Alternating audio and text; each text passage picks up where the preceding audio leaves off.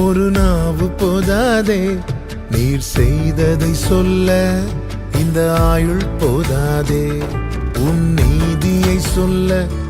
ஒரு நாவு போதாதே நீர் செய்ததை சொல்ல, இந்த ஆயுள் போதாதே. இன்று என்னை காண்பதெல்லாம் உம்மால் தானே வந்தது. இயேசு கிறிஸ்துவின் இனிய நாமத்தினாலே உங்களுக்கு அன்பின் வாழ்த்துக்கள். இந்த நல்ல நாளை காண செய்த தேவனுக்கு ஸ்தோத்திரம் உண்டாவதாக.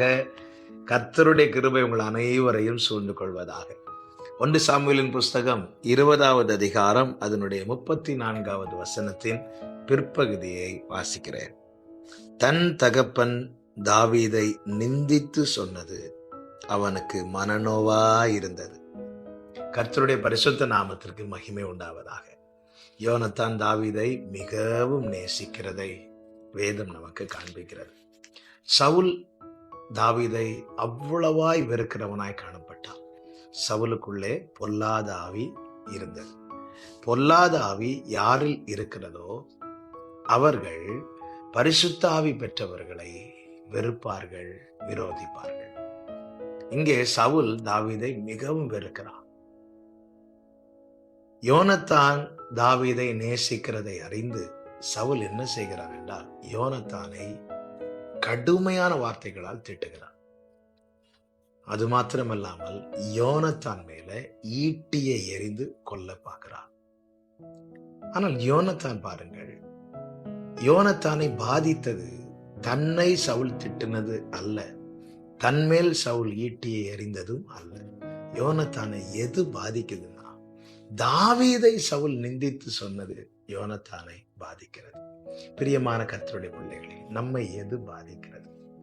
தேவனுக்கு வேதனை உண்டாக்கும் காரியங்கள் இந்த தேசத்திலே நம்மை சுற்றி நடக்கிறதே, அது நம்மை பாதிக்கிறதா? அல்லது என்ன இப்படி பேசிட்டாங்க, என்னை பத்தி தப்பா பேசிட்டாங்க, என்ன நிந்திச்சு பேசிட்டாங்க, எனக்கு விரோதமா பேசுறாங்க, எனக்கு விரோதமா எழும்புகிறாங்க, இப்படி நமக்கு விரோதமாய் செய்கிற காரியங்கள் நம்மை பாதிக்கிறதா? நாம் கிறிஸ்துவுக்குட்பட்டவர்களாய் இருந்து நமக்கு விரோதமாய் செய்கிற காரியங்கள் நம்மை பாதிக்கிறது என்றால் நாம் நம்முடைய சுயத்துக்கு அதிக முக்கியத்துவம் கொடுக்கிறோம் என்ற அர்த்தம். இங்கே யோனத்தானை அவ்வளவு நிந்திக்கிறான் சவுல். கொடுமையான வார்த்தைகள், கேட்கக்கூடாத வார்த்தைகளை சொல்லி திட்டுகிறான். ஈட்டி எறிந்து கொலை செய்ய பார்க்கிறான். இப்படி சவுல் தனக்கு செய்தது அவனுக்கு மனநோவா இருக்கவில்லை, மாறாக தாவீதை நிந்தித்து சொன்னது. அப்படி என்றால் எவ்வளவு அதிகமாக யோனத்தான் தாவீதை நேசித்திருப்பான். பிரியமான கர்த்தருடைய பிள்ளைகளே, கர்த்தரை எது வேதனைப்படுத்துகிறதோ அது நம்மை பாதிக்கிறது என்றால் நாம் நம்மை விட ஆண்டவரை அதிகம் நேசிக்கிறோம் என்ற அர்த்தம். இந்த நல்ல அனுபவத்தில் வளருவோம். சவுலை ராஜாவாக்கினது கர்த்தருக்கு மனஸ்தாபத்தை உண்டாக்கிட்டு என்று சாமுவேல் அறிந்து அந்த இரவு முழுவதும் தூங்காமல் கர்த்தருடைய சமூகத்திலிருந்து நோக்கி பார்த்தார். சவுலால கர்த்தருக்கு வேதனை. நான் ஏன் விழித்திருக்க வேண்டும் என்று சாமுவேலால போக முடியவில்லை. ஏனென்றால் சாமுவேல் கர்த்தரை அவ்வளவு நேசித்தான். கர்த்தரை வேதனைப்படுத்துகிற காரியம் என்னை பாதிக்கிறது என்றால் நான் உண்மையிலே ஆண்டவரை நேசிக்கிறேன் என்று அர்த்தம். நம்மை சுற்றிலும் நடக்கிற காரியங்கள் தேவனுக்கு வேதனை உண்டாக்கும்படியான காரியங்கள். இதையே நம் கண்களில் காண்பித்து கொடுக்கிறார், நம் காதுகளில் கேட்க வைக்கிறார். கர்த்தருடைய சமூகத்தில் இருந்து அவருடைய திருமுகத்தை நோக்கி பார்க்க, எப்படி மோசே அவருடைய பாதத்திலிருந்து திறப்பில் நின்று கெஞ்சினார், அதே போல காணப்பட நம்மை எது பாதிக்கிறது? தேவனை வேதனைப்படுத்துகிற காரியம் நம்மை பாதிக்கிறதா, அல்லது நம்முடைய சுயத்துக்கு விரோதமான செயல்கள் நம்மை பாதிக்கிறதா? சிந்திப்போம். சுயம் சாம்பலாக ஒப்பு கொடுப்போம். ஒரு விஷயம் கூட அந்த பலிபீடத்தில் வை. அருமையான பாடல் ஃபாதர் அவர்கள் பாடியிருக்கிறார்கள். உகந்த காணிக்கையாய் ஒப்பு கொடுத்தேன் ஐயா. தகப்பனே உம் பீடத்தில் தகன பலியானே, தகப்பனே உம் பீடத்தில்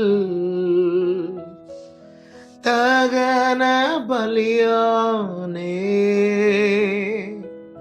அக்கினி இறக்கிவிடும் முற்றிலும் எரித்துவிடும். அக்கினி இறக்கிவிடும், முற்றிலும் எரித்துவிடும். உகந்த காணிக்கையாய் ஒப்பு கொடுத்தேனையா, சுகந்த வாசனையாய் முகர்ந்து மகிழுமையா. நல்ல தகப்பனே, அர்ப்பணிக்கிறோம். ஆண்டவரே, உங்களை பாதிக்கிற விஷயம் எங்களை பாதிக்கட்டும். உம்முடைய ராஜ்யத்துக்கு உரியவர்களா, உம்முடைய சிந்தையே அணிந்தவர்களாய் காணப்பட கிருபை செய்யும். இயேசுவின் நாமத்தில் பிதாவே, ஆமென்.